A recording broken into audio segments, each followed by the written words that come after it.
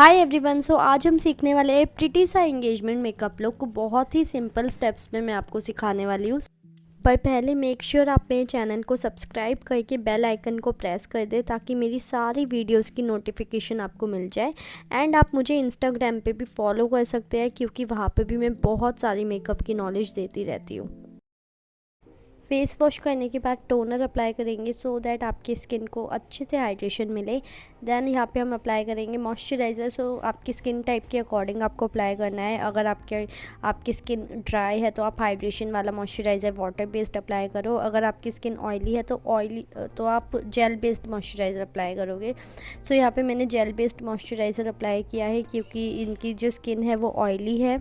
Then यहाँ पे mattifying primer मैंने अप्लाई किया है एंड प्राइमर को अच्छे से मसाज करके जहाँ जहाँ पे पोर्स है ना वहाँ पे मैं अप्लाई कर रही हूँ।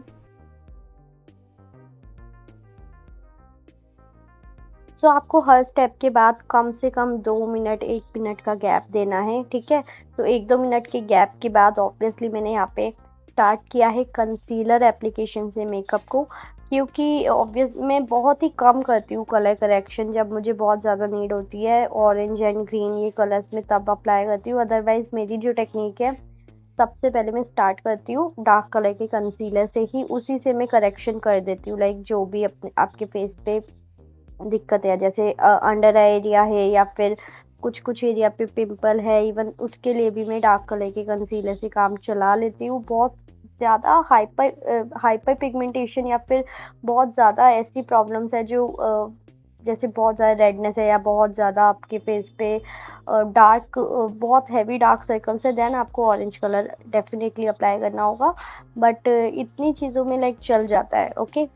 देन यहाँ पे मैं फाउंडेशन अप्लाई कर रही हूँ, ओके। क्योंकि बहुत इजी रहता है कलर करेक्शन के बाद, मतलब कलर करेक्शन आप करते हो तो आपको दोबारा से कुछ कंसीलर करना पड़ता है, बट डार्क कलर के कंसीलर के बाद आप डायरेक्टली फाउंडेशन भी अप्लाई कर सकते हो, ठीक है। So that's the difference. तो यहाँ पे मैंने अंडर आई एरिया को छोड़ के पूरे फेस पे फाउंडेशन अप्लाई कर दिया है एंड इसको अगेन मैं बफर ब्रश से ब्लेंड कर रही हूँ। उसके बाद ही मैं ब्यूटी ब्लेंडर का यूज़ करती हूँ, मैं डायरेक्टली ब्यूटी ब्लेंडर से ब्लेंड नहीं करती। और यहाँ पे भी मैं बिल्कुल सटल वाला ही लुक रखूँगी, बहुत ज़्यादा हैवी लुक नहीं रखेंगे हम यहाँ पे भी, okay. So this is my way to do, like I don't like so much like highlight ऐसे वाला मेकअप मुझे पसंद नहीं है जो 2-3 टोन अप होता है। मैं बिल्कुल नेचुरल मेकअप करना पसंद करती हूँ, ओके। सो मैं वैसा ही मोस्टली करती हूँ। ब्लेंडिंग करने के बाद हम अंडर आई एरिया पे हाइलाइटर शेड अप्लाई करेंगे। अंडर आई एरिया और नोज एरिया, फोरहेड एरिया, पूरी जगह, लाइक जो स्किन टोन होता है ना, लाइक फेस का जो शेड होता है उससे हल्का सा हाफ टोन 1 टोन अप आप अपने अकॉर्डिंग अंडर आई का जो हाइलाइटर शेड है वो अप्लाई कर सकते हो, ओके। सो इसी तरह से आपको अप्लाई करना है। फाउंडेशन ब्रश का भी यूज़ कर सकते हो।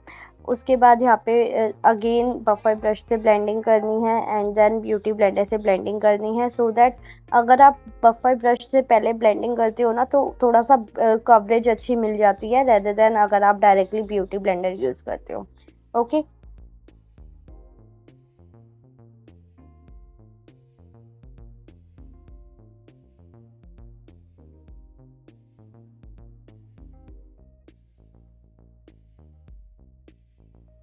इसके बाद मैं इनके फेस पे अगेन ब्राउजिंग कर रही हूँ, ओके। बिल्कुल लाइट सटल से शेड लिया है मैंने ब्राउजिंग का, बहुत ज़्यादा हैवी नहीं लिया क्योंकि नेचुरल ही रखना था मुझे।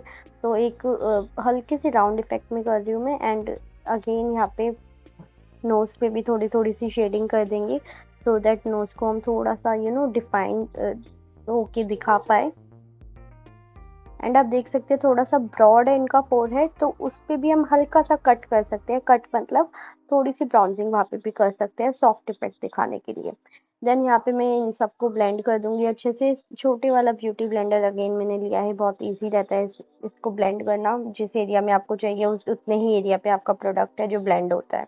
यहाँ पे हम देन इसके बाद अगेन हमें क्रीम ब्लशर अप्लाई करना है, ओके। क्रीम ब्लशर और जो कॉन्टोर या ब्रॉन्जर आप अप्लाई कर रहे हो क्रीम वाला, उन दोनों को आपको अच्छे से ब्लेंड करना है, ठीक है। वो दोनों आपस में ब्लेंडेड होने चाहिए तभी वो बहुत अच्छा इफेक्ट निकल कर आता है, ठीक है। उसमें उनके बीच में कोई भी हार्श लाइन नहीं बननी चाहिए, तो वो भी आप ब्रश से कर सकते हो। इसके बाद मैं यहाँ पे बेकिंग कर रही हूँ। सो दैट आपका जो अंडर आई का एरिया है ना, अंडर आई का जो मेकअप है वो अच्छे से सेट हो जाए। ठीक है, तो इसमें आपको नॉर्मली पिज़्ज़ा पफ में पाउडर लेना है। मैंने यहाँ पे बनाना पाउडर लिया है क्योंकि इनकी स्किन टोन के अकॉर्डिंग बनाना पाउडर ही अच्छा लगेगा। ओके, सो यहाँ पे मैंने बनाना पाउडर लिया है। अगर आपके जो क्लाइंट या मॉडल है वो बहुत ज़्यादा फेयर है, देन आप ट्रांसलूसेंट शेड अप्लाई करोगे, बनाना पाउडर नहीं अप्लाई करोगे। ओके, सो पूरे फेस पे मैंने पाउडर को अच्छे से सेट कर दिया है, लाइक पिज़्ज़ा पफ से, सो दैट हमारा जो बेस है वो अच्छे से सेट हो जाए। बट अंडर आई एरिया पे हम इसी तरह से रहने देंगे जब तक हम आई मेकअप करेंगे। ओके, सो आई मेकअप के लिए मैंने ऑब्वियसली पहले कंसीलर अप्लाई किया है आईज पे, सो दैट जो हमारा आई शेडो का कलर है वो अच्छे से पॉप अप होकर आ जाए। इसके बाद आई बेस को भी एक बार पाउडर से सेट कर देंगे क्योंकि क्रीज लाइंस बन जाती है और डायरेक्टली आप आई मेकअप स्टार्ट करोगे तो वो अच्छे से नहीं होगा। ओके, सेट करने के बाद इसको अच्छे से देन हम अपना ट्रांजिशन शेड अप्लाई करेंगे अपनी आईज पे। एंड आपको ट्रांजिशन शेड हमेशा क्रीज लाइन पे अप्लाई करना है, जहाँ पे मैं अप्लाई कर रही हूँ, जहाँ पे लाइन बनती है जब आप अपनी आई को ओपन करते हो। ठीक है, तो यहाँ पे मैंने बिल्कुल लाइटेस्ट शेड लिया है, ब्राउन फैमिली का ही शेड लिया है मैंने यहाँ पे, बिल्कुल लाइट टोन का। ओके, क्योंकि मोस्टली हम ब्राउन शेड्स ही अप्लाई करते हैं जब भी ट्रांजिशन शेड अप्लाई करते हैं। इसके बाद मैं अप्लाई कर रही हूँ पिंक कलर का shade. Okay, so pink colour मैंने यहाँ पे लिया है एंड पूरी आई पे, ऑलमोस्ट मैं पूरी आई पे अप्लाई कर रही हूँ और उसको मैं बिल्कुल ब्राउन शेड के साथ इस तरह से ब्लेंड कर रही हूँ सो दैट वो एक ट्रांजिशन इफेक्ट आए। ठीक है, मिक्स हो जाए आपस में।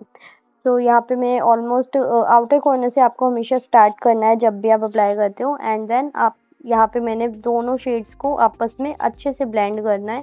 आपको ब्लेंडिंग हमेशा आउटर कॉर्नर पे करनी है, लाइक जिस तरह से मैं मोस्टली आउटर कॉर्नर पे ब्लेंडिंग कर रही हूँ ना, क्योंकि वहीं पे हमारी जो हार्श लाइन है वो वहीं पे बनती है। इसके बाद मैं सिल्वर कलर का शिमर शेड अप्लाई कर रही हूँ। शिमर यानी कि बिल्कुल जो शिमर आई शेडो होते हैं और वो फिंगर से ही आपको अप्लाई करना है क्योंकि इसी से आपके जो आई शेडो लाइक शिमर है वो अच्छे से उठ कर आता है। ठीक है, आप इसको ब्रश से अप्लाई करोगे तो ये शिमर शेड उठ कर नहीं आएगा। ठीक है, इसके बाद अगेन ब्लेंडिंग कर रहे हैं हम आउटर कॉर्नर पे सो दैट अच्छे से ब्लेंड हो जाए। और मैं यहाँ पे ग्लिटर अप्लाई नहीं करूँगी क्योंकि ये जो शिमर है ये बहुत अच्छा है, इसको अप्लाई करने के बाद ग्लिटर अप्लाई करने की नीड ही नहीं है। इसके बाद मैं आईलाइनर अप्लाई करती हूँ एंड आईलाइनर में यहाँ पे थिक अप्लाई करने वाली हूँ क्योंकि इनकी आईज है वो बड़ी है एंड स्पेस अच्छा है इनकी आईज पे। सो यहाँ पे मैं thick eyeliner plus wing eyeliner apply करेंगे क्योंकि इनकी आईज पे काफ़ी सूट करेगा विंग आईलाइनर, तो उसके अकॉर्डिंग मैं इनकी आईज पे अप्लाई कर रही हूँ लाइनर।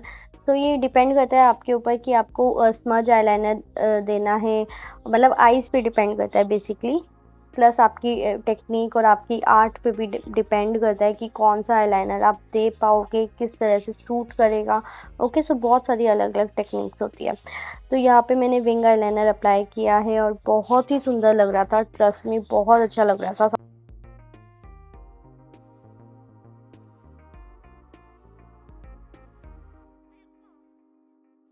इसके बाद हम ब्रश की हेल्प से एक्सेस पाउडर को रिमूव कर देंगे अंडर आई एरिया से। ओके,